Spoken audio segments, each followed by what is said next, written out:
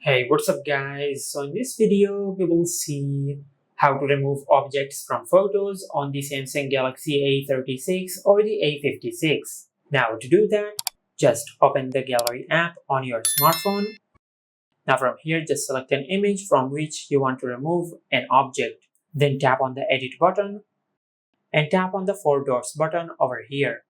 Then select Object Eraser. Just circle over an object to remove it. Just like that. Now just select Erase.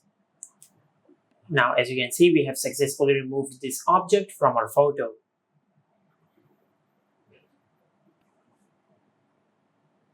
Just like that. Now once you're satisfied with your edit, just tap on Done. Then select Save. Now just tap on Save.